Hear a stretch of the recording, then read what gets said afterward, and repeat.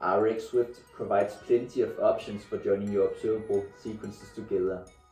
Let's go over the 5 most important combining operators you will likely use most.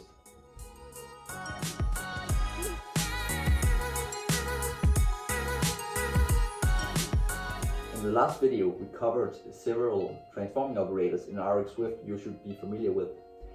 Make sure to watch it if you haven't done so. This time we will go over the third and final type of operator in this 3-part mini-series on RxSwift operators. The combining operators serve the purpose of joining observable sequences together in various ways. We will cover the 5 most important combining operators that I think you will find most useful. The first operator on the list is merge. It should be pretty self-explanatory. It lets you merge the emissions from multiple observables. The output acts like a single observable. In this marble diagram we can see that each emission from either one of the source observables are outputted in the target observable. The implementation of this is fairly straightforward.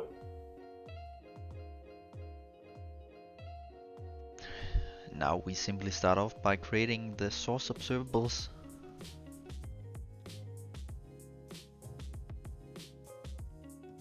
We then apply the merge operator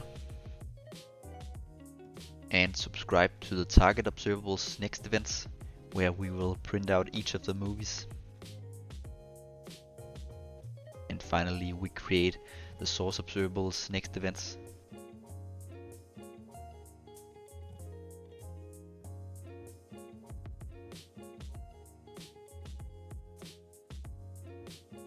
And from the output we see that each of the items from the source observable show up.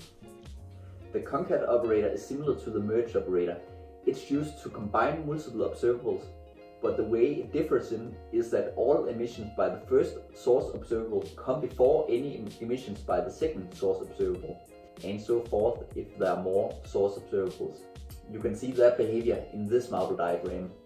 What happens is that the concat operator waits to subscribe to the next observable until the previous observable completes. Note that there is a variant of the concat operator called start with that prepends observable items rather than appending them. You may want to check that one out as well. Let's now look at a code example of the concat operator. We create 2 observables, the first one containing the old X-Men movies and the second one contains the new movies. Onto the old X-Men movies observable, we apply the concat operator. It allows us to enter the new X-Men movies observable. We then subscribe to the next events and print out each movie. From the output we can see that the old X-Men movies are printed first and then the new ones. The next one is combine latest. It is used to output a value that depends on items from different observables. When an item is emitted by either one of the 2 source observables, the operator takes the latest values from both of the source observables. The items are then passed through a closure which determines how to combine them. Let's just get right into the code example. In this example we create 2 observables, the first one containing X-Men movies and the second one containing IMDb ratings for each of the movies. We use the combine latest operator with each of the observables as parameters. In our closure we simply print the latest values from each of the observables and we subscribe to the next event to print out the result.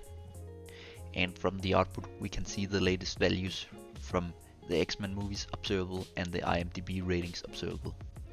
You may find it annoying that the combine latest operator repeats much of the same items as it doesn't wait for all source observables to provide a new item.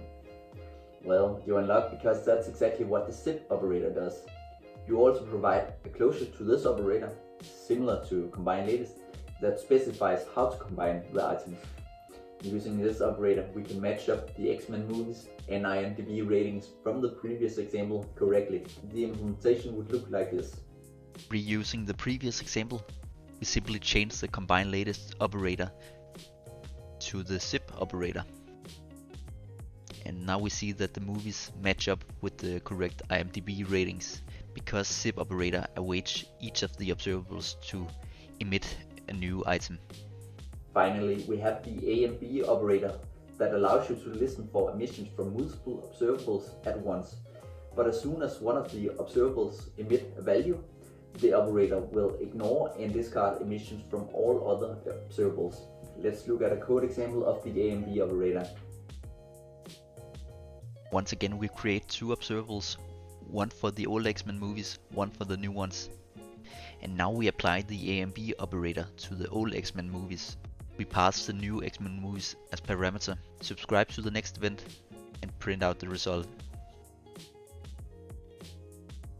We then create next events for the observables.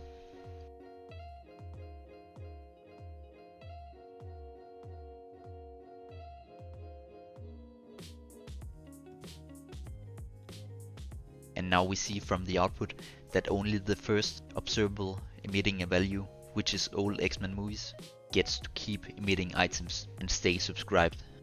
Thank you guys for watching. If you liked the video, leave a like, make sure to subscribe and check out the previous videos in this series on RxSwift.